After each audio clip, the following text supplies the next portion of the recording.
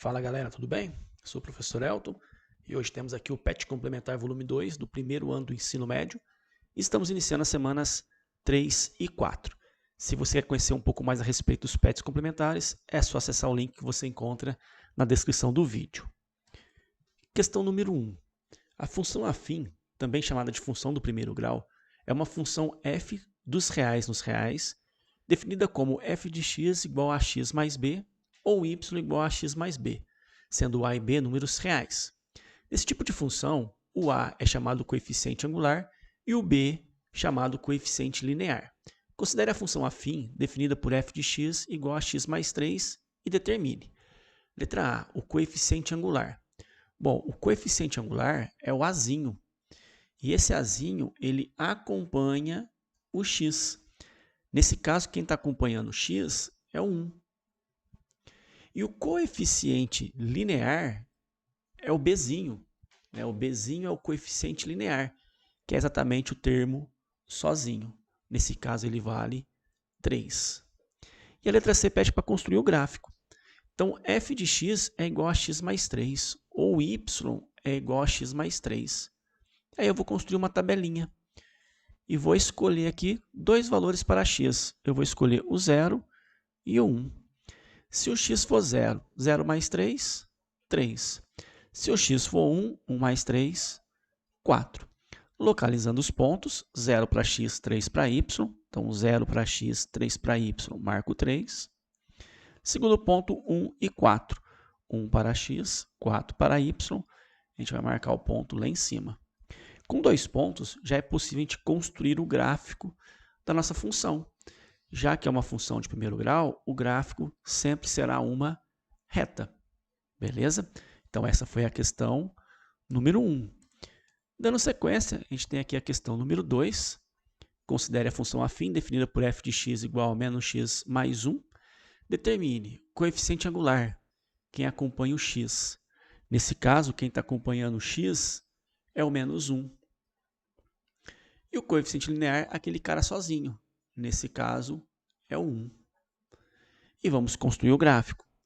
F de x é a mesma coisa que y, então y é igual a menos x mais 1. E vou construir uma tabelinha bem simples também. Então, vou escolher aqui para x 0 e 1. Se o x for 0, vai sobrar 1. Se o x for 1, vai ficar menos 1 mais 1, 0. Então, 0 e 1, 0 para x, 1 para y, marco 1. E 1 para x, 0 para y, 1 para x, 0 para y, marco 1. Lembrando que eu só vou marcar esse ponto se for o 0, 0. E agora dá para ligar os pontos e ter o nosso gráfico, ter a nossa reta. Beleza? Dando continuidade na correção, vamos finalizar a atividade com a questão número 3. Considere o gráfico da função abaixo. Então, a gente tem aqui um gráfico. Letra A, dê os conjuntos domínio e imagem. Bom, domínio da função.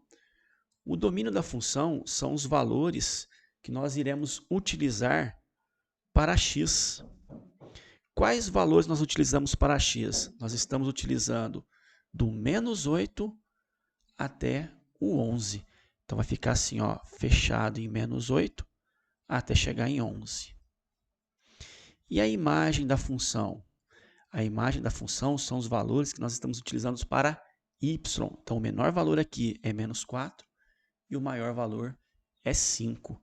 Então, começa em menos 4 a imagem e vai até o 5. Letra B. Quantas raízes tem a função? Raiz é exatamente o local onde o gráfico corta o eixo do x. Então, ele cortou nesse ponto e cortou nesse. Então, nós temos duas raízes. Letra C. Em qual intervalo a função é decrescente? Aonde que o gráfico está descendo. Então, o gráfico começa a descer a partir desse ponto. Olha só, a partir desse ponto o gráfico está descendo até atingir esse ponto. Então, para quais valores de x o gráfico desce? O gráfico começa a descer quando o x é menos 5 e para quando o x for igual a 2. Então, no intervalo que vai de menos 5 até 2 para x, né, nessa parte aqui do x, o gráfico está descendo. E em quais intervalos a função é constante? Bom, constante é uma linha na horizontal. Então, desse ponto até esse, o gráfico é constante, tem o mesmo valor para y. E desse ponto até esse, o gráfico também é constante, tem o mesmo valor para y. Então, de menos 8 até menos 5 para x, a função é constante. Ou de 7 até 11 para x. Então, de 7 até 11, a função também é constante. Tá? Esse ou ele poderia ser representado também pelo símbolo de união. Então, a gente poderia vir aqui e colocar simplesmente o símbolo da união. E para finalizar a correção, qual é o seu valor máximo e mínimo? Valor mínimo para a função menos 4.